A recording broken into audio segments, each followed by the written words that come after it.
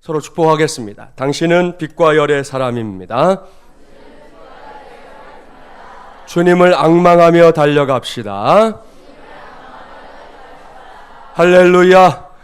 오늘은 제11차 특세의 첫 번째 시간입니다. 이번 특세 주제가 오직 여호와를 앙망하는 자가 되자라는 거 아시죠? 어제 앙망이라는 단어에 대해 말씀드렸습니다. 간절한 마음으로 하나님을 우러러 보는 것입니다.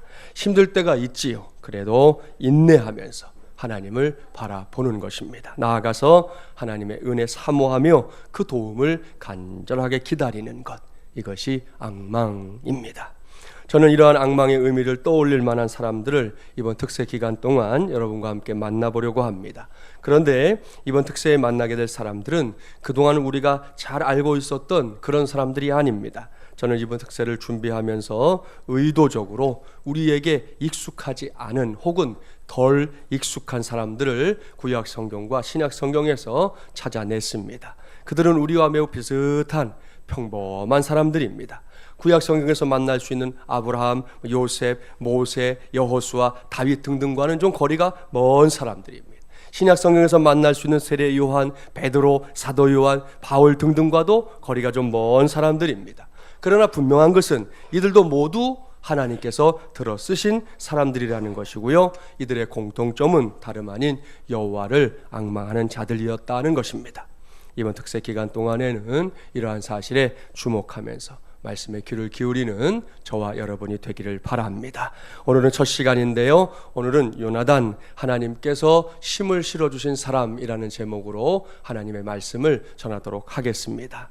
우리 한국교회 성도들은 요나단 하면 자연스럽게 다윗과 요나단을 이렇게 떠올립니다. 이렇게 되는 이유는 다윗과 요나단이라는 이 CCM 가수 듀엣이 있기 때문이기도 하고요. 또 한 가지는 이미 유명 인사인 이 다윗과의 그 우정 때문에 요나단을 마치 이렇게 우리 여행 갈 때 묶어서 가는 여행을 패키지 여행이라고 하잖아요. 요나단을 다윗의 패키지처럼 생각하게 되기 때문입니다. 그런데 이러한 평가는 요나단의 진면목을 제대로 보지 못한 평가입니다. 오늘 주신 말씀은 요나단이 다윗을 만나기 이전의 기록입니다. 그러니까 다윗은 빼고 요나단만 생각해야 할 말씀이라는 거예요. 이를 염두에 두고 오늘 본문을 보기 바랍니다. 이 말씀의 배경은 사울 왕이 왕위에 오른 지 2년이 됐을 무렵에 벌어졌었던 블레셋과의 전쟁입니다. 당시의 전황은 사울왕과 이스라엘에게 매우 불리하게 돌아가고 있었습니다. 3,000명이었던 상비군들은 이제 600명밖에 남지 않았습니다. 그나마 사울왕의 곁에 남아있던 백성들은 블레셋 군대의 거대한 군사력을 보고는 벌벌 떨고 있었습니다. 그런데다가 사울왕은 하나님의 뜻과 상관없이 제멋대로 굴다가 버림받을 처지에 놓여 있었습니다. 모든 상황이 사울에게 그리고 이스라엘 백성들에게 불리하게 작용하고 있었다는 겁니다. 그런데 이 모든 상황들을 반전시킨 한 사람이 등장합니다. 그가 누구인지 본문 1절 우리 함께 봉독해 볼까요? 1절 말씀입니다. 하루는 사울의 아들 요나단이 자기의 무기를 든 소년에게 이르되 우리가 건너편 블레셋 사람들의 부대로 건너가자 하고 그의 아버지에게는 아뢰지 아니하였더라. 아멘. 사랑하는 세배용사 여러분, 이 말씀 속에 당시의 전황을 뒤집기 위해 애쓰고 있는 한 사람이 등장합니다. 당시의 전황이 어떠했는지 조금 전에 말씀드렸지요. 이스라엘 백성들은 물론이고 사울 왕조차도 이 사기가 바닥이었습니다. 이대로 전쟁이 시작된다면 이스라엘은 몽땅 몰살당하고 말 상황입니다. 이렇게 가슴 답답한 상황이었지만 바로 그곳에 이 모든 것을 반전시키기 위해 칼을 갈고 있는 한 사람이 있었다는 거예요. 그는 사울왕의 아들이요, 오늘 전하는 말씀의 제목에 등장하는 바로 요나단입니다. 이 말씀에 따르면 요나단은 한마디로 용감한 사람이에요. 그는 많은 사람들이 아무것도 할 수 없다고 말하고 삶의 의욕이 꺾여서 자포자기한 채 주저앉아 버릴 때 그들과는 전혀 다른 선택을 하고 있습니다. 아무것도 하지 못한 채 넋을 놓고 있는 것이 아니라 그러한 상황을 돌파하기 위해 헌신의 힘을 다하는 인물로 그려지고 있다는 것이죠. 얼마나 멋진 사람입니까? 요나단은 그저 눈에 보이는 것 때문에 실망하지 않았습니다. 그는 다들 막막하다고 말하는 상황 속에서도 여전히 내가 잘할 수 있는 것, 이 상황에서도 내가 가장 잘할 수 있는 것, 그것이 무엇인지를 찾았다는 것이죠. 그는 자신의 무기를 들고 함께 전쟁터를 따라다니던 부하를 데리고 건너편에 있는 블레셋의 진영으로 쳐들어가기로 마음을 먹습니다. 그 일을 몸소 행동에 옮기고 있습니다. 물론 사울 왕에게는 알리지도 않았어요. 여기서 우리가 반드시 확인하고 배워야 할 것이 있습니다. 그것은 이 요나단이 갖고 있는 집중력입니다. 주변 상황들의 마음을 빼앗기기보다 앞서 말한 대로 내가 가장 잘할 수 있는 것에 집중하는 것, 바로 그건 말입니다. 예나 지금이나 이런 사람들은 뭘 해도 꼭 해내는 걸 볼 수 있어요. 오늘 우리 교육부 친구들이 함께 나왔는데 우리 친구들에게 하나님께서 개인마다 갖고 있는 그 특징에 따라서 꼭 필요한 집중력을 주시게 되기를 축복합니다. 징기스칸 아시잖아요. 그는 10만의 군대로 10배가 넘는 금나라의 100만 대군을 이겼습니다. 이게 숫자로 하면 말이 안 되는 전쟁인데 그가 승리한 비결이 뭐냐? 그것은 10만 명을 한꺼번에 적진 중앙으로 돌진시켜서 지휘부를 무너뜨리고 다시 신속하게 적을 공격해서 100만 대군이 한데 모일 틈을 주지 않고 파상 공세를 벌임으로 그 전쟁에서 승리한 거예요. 그냥 이기는 전쟁은 없는 거거든요. 그러한 집중력이 결국 징기스칸에게 위대한 승리를 안겨주었던 겁니다. 나폴레옹도 다르지 않습니다. 강력한 포사격으로 적을 흩어놓은 뒤에 군사력을 집중해서 반드시 나폴레옹도 적의 중앙을 돌파했다는 거죠. 그러면 번번이 승리는 나폴레옹의 몫이 되었습니다. 사랑하는 세배용사 여러분, 그렇습니다. 우리 역시 항상 우리의 주변을 믿음의 눈으로 살필 필요가 있어요. 그러면 설사 다른 사람들이 할 수 없다고 말하는 상황 속에서도 여기가 끝이야 라고 말하는 상황 속에서도 우리는 여전히 해낼 수 있는 그 무엇인가를 찾아내는 집중력을 발휘할 수 있는 겁니다. 어제 이렇게 길들이는 것에 대해서 제가 말씀드렸잖아요. 사자 조련사가 사자를 길들일 때 방법이 여러 가지가 있겠지만 그 중에 한 방법이 어떤 것인지 아십니까? 이 앞에 있는 이런 의자, 다리 4개 달린 의자 있지요? 이 의자의 4다리를 들고 사자를 향해 이렇게 가까이 간다는 거예요. 이렇게 하면 사자가 의자의 4다리에 동시에 초점을 맞추려고 애쓰는 거예요. 여기도 맞추고 여기도 맞추고 여기도 맞추고 여기도 맞추고 이 4다리에 맞추려고 애쓰다가 곧 무기력증에 빠지게 된다는 겁니다. 그렇게 집중력이 분산된 사자는 곧 온순하고 유약하게 됩니다. 결국은 조련사의 의도대로 길들여진다는 것이에요. 이것은 조련사의 입장에서 보면 기분 좋은 일이죠. 하지만 사자의 입장에서 보면 이것은 그야말로 자존심이 상하는 일이에요. 왜요? 그래도 명색이 백수의 왕인데 그 의자 4개 때문에 그렇게 무너져서 되겠어요? 자존심 상하는 일이죠. 인생도 마찬가지입니다. 너무 많은 것들에 초점을 두고 살아가려고 하다 보면 누구든 무기력증에 빠질 수밖에 없어요. 명색이 만물의 영장인 사람인데 백수의 왕 사자처럼 아무것도 하지 못하는 처지에 놓이게 된다는 말입니다. 여기서 한번 따라서 할까요? 다초점은 무초점이다. 그렇습니다. 잊지 마십시오. 오늘은 물론이고 앞으로도 우리가 추구해야 할 것은 결코 다초점이 아니에요. 제가 다초점 안경을 썼어요. 안경은 다초점이 괜찮아요. 왜냐하면 멀리도 봐야 되고 가까이도 봐야 되고 그러니까 필요해요. 그건 괜찮은데 우리의 인생은 다초점이면 안 된다는 거예요. 다초점은 무초점이라는 걸 꼭 기억해야 돼요. 다초점이 되는 것은 신앙이 아닙니다. 최대한의 집중력을 발휘하며 하나의 초점에 우리의 인생을 맞추는 것, 이것이 신앙입니다. 그 초점이 뭔지 이번 특세가 가르쳐주고 있지요. 오직 여호와를 앙망하는 자가 되자, 바로 이것입니다. 이것은 우리가 잘 나갈 때에든 시련에 처했을 때에든 동일한 원리입니다. 특별히 시련에 처했을 때 요나단처럼 집중력을 발휘하며 하나님께 초점을 맞춰보십시오. 그러면 그 어떤 시련이라 할지라도 스스로 제풀에 꺾여버릴 줄 믿습니다. 여러분 잘 기억하셔야 돼요. 우리가 꺾이는 게 아니라고요. 시련이 꺾여버린다니까요. 우리가 꺾이는 게 아니에요. 어려움이 지가 꺾여버린단 말이죠. 우리가 초점을 잃지 않고 나가는 한 하나님께서 우리의 삶에 그와 같은 은혜를 부어주실 줄 믿습니다. 요나단이 지금 동일한 일을 해내고 있어요. 그는 블레셋의 막강한 군사력 앞에서 풀이 죽어버린 사울왕이나 이스라엘 백성들과는 확실히 다른 사람이었습니다. 그는 더 이상 숨어있지 않기로 했어요. 그는 블레셋 군대의 진영에 쳐들어가서 선봉에 있는 부대를 치기로 마음먹었습니다. 이렇게 용감한 걸음을 떼고 있는 요나단, 보기에 따라서는 대책 없는, 그야말로 무식해서 용감한 사람처럼 보일 수 있습니다. 그러나 아닙니다. 만약 그렇게 말하는 사람이 있다면 그 사람은 뭘 몰라도 단단히 모르는 거예요. 본문은 요나단이 무식해서 용감한 사람이 아니라 철저한 대비책을 갖고 있기 때문에 용감한 사람이라는 걸 가르쳐주고 있습니다. 그렇다면 그 대비책이 뭘까요? 본문 6절과 7절 말씀 우리 함께 봉독합니다. 6절 7절입니다.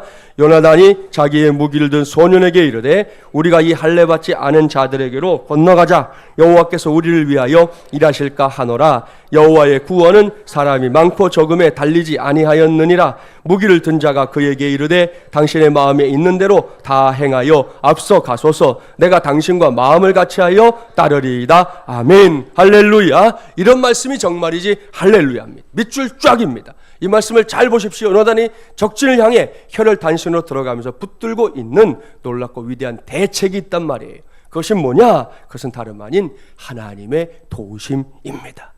여호와의 구원은 사람이 많고 적음에 달리지 아니하였느니라. 그렇습니다. 이 말씀을 보면 요나단은 정말로 하나님이 어떤 분인지 잘 아는 사람이에요.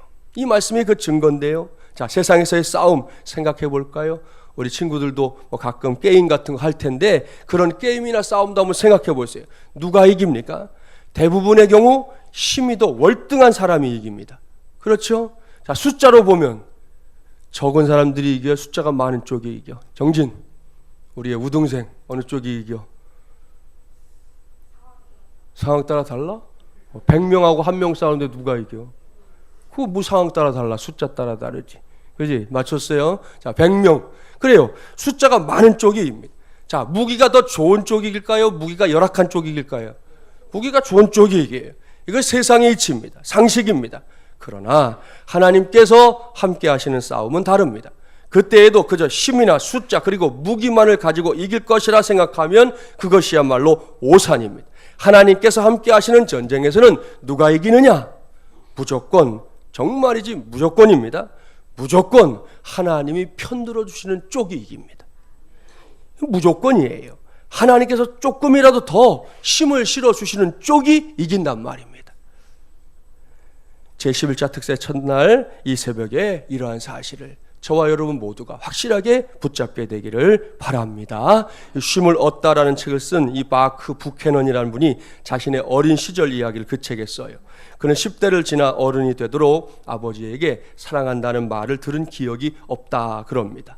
그러나 그의 기억에는 아버지의 사랑을 처음으로 확신하게 된 때가 진하게 남아있다는 거예요. 그때는 진노라고 해야 제대로 표현할 수 있을 정도로 아버지가 불같이 화를 냈던 날이었습니다. 그리고 그 진노는 바로 자신을 위한 것이었다는 거예요. 그 사건이 벌어지던 어느 날 그는 집 앞의 길에서 친구들과 이렇게 놀고 있었습니다. 그런데 어디선가 이웃 동네 이 골목대장 녀석이 나타나서 이쪽으로 다가왔어요. 그 애는 이 마크라는 친구보다 3살 위였고 몸집도 훨씬 컸는데 이 등하굣길에 마크가 지나다니는 길을 지키고 있다가 그를 이렇게 때리곤 했던 아주 이 못된 녀석이었어요. 그런데 이번에는 마크의 자전거를 빼앗아 타고는 주변을 막 맴돌며 놀려댔습니다. 그러다가 자전거를 확 팽개치더니 마크에게 달려들어서는 주먹을 마구 날리기 시작했어요. 마크는 주먹 몇 대를 맞고는 땅에 그냥 큰 대자로 뻗어버렸습니다. 그런데 그렇게 갑자기 마구 날아오던 주먹이 멈춘 거예요. 눈을 감고 맞고 있던 마크가 무슨 일인가 하고 눈을 떠봤더니 이상하게도 자신을 때리던 그 골목대장 녀석의 얼굴이 하얗게 질려 있는 거예요. 무슨 일인가 봤더니 이 골목대장 녀석이 하는 짓을 창문으로 봤던 아버지가 마크를 구하기 위해 달려와 있었기 때문이었습니다. 아버지는 그 녀석의 코트깃을 딱 움켜쥐고는 번쩍 들어올리고는 마구 흔들며 말했어요. 너희 녀석! 다시는 내 아들을 괴롭히지 마. 사랑하는 여러분, 이 한마디로 충분했다는 거예요. 모든 상황 종료. 여기서 마크가 고백합니다. 그날 아버지가 보여주신 사랑은 마크 자신을 보호해주는, 자신의 원수들을 물리치는, 모든 잘못된 것을 바로잡는, 한마디로 말하면 끝까지 의지해도 좋을 사랑이었다고 말입니다. 이렇게 해서 이 마크는 아버지의 진노의 그늘 아래서 편히 쉴 수 있었다 그럽니다. 마크는 아버지의 진노 덕분에 아버지의 사랑을 확신했습니다. 그 이후로도 아버지로부터 사랑한다라는 말 구체적으로 들은 적은 없지만 그날의 그 한 번의 경험이 아버지가 나를 얼마나 사랑하는지 구체적으로 알고 깨닫게 되는 체험이 되었다. 그렇게 고백합니다. 사랑하는 여러분, 그런데 그거 아십니까? 오늘도 우리가 아버지라고 부르는 하나님은 마크의 아버지보다 비교도 할 수 없을 만큼 힘이 센 분입니다. 그리고 마크의 아버지가 보여주었던 사랑과는 비교도 할 수 없을 만큼 크고도 놀라운 사랑을 갖고 있는 분입니다. 그 하나님께서는 우리를 괴롭히는 어떤 존재를 할지라도 그 녀석의 멱살을 붙들고 얼마든지 흔들며 이렇게 말씀하신다는 거죠. 너희 녀석, 내 아들을 괴롭히지 마. 내 딸을 괴롭히지 마. 이렇게 말씀하는 순간 모든 상황은 종료되는 겁니다.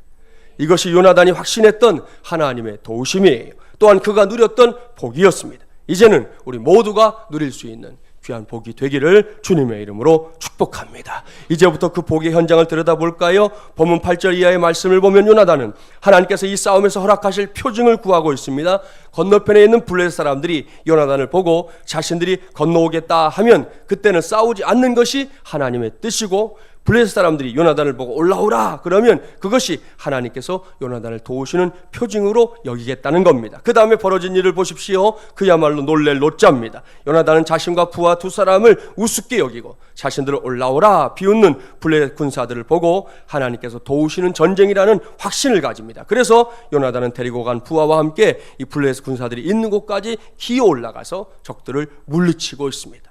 요나단은 이 싸움에서 20여 명을 쳐서 죽이는 승전보를 올리게 됐는데요. 이것이 그리 큰 싸움이 아니었는데도 이 싸움의 여파는 엄청난 파장을 불러일으켰습니다. 본문 15절 말씀 우리 함께 봉독해 볼까요? 15절입니다. 들에 있는 진영과 모든 백성들이 공포에 떨었고 부대와 노략군들도 떨었으며 땅도 진동하였으니 이는 큰 떨림이었더라. 아멘. 할렐루야. 사랑하는 여러분 보십시오. 비록 20여 명의 군사들이 죽었을 뿐이었지만 이 일의 여파가 블레셋 족속 전체에게 엄청난 영향을 미치고 있습니다.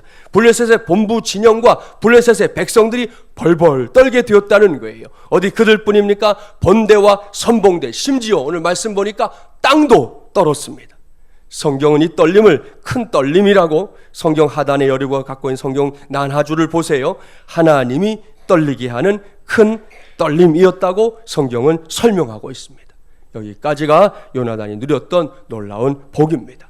이제는 제11차 특세를 막 시작한 저와 여러분, 우리 자녀들이 누리는 복이 되기를 간절히 바랍니다. 하나님께서 우리의 길을 가로막는 모든 것을 물리쳐 주시고 바로 그곳에서 하나님의 전능하심을 드러내는 귀한 역사를 액면 그대로 복으로 받아 누릴 수 있기를 바랍니다. 이 시간에 담대하고 분명하게 하나님의 말씀을 전합니다. 하나님께서, 그것도 전능하신 하나님께서, 땅도 떨리게 만드는 하나님께서 함께 하십니다. 저와 함께 하십니다. 여러분과 함께 하십니다. 우리 자녀들과 함께 하십니다. 그 하나님께서 제11차 특세는 물론이고 앞으로도 요나단처럼 힘을 실어주시는 은혜로 저와 여러분을 굳건하게 붙잡아 주시기를 주님의 이름으로 간절히 축원합니다.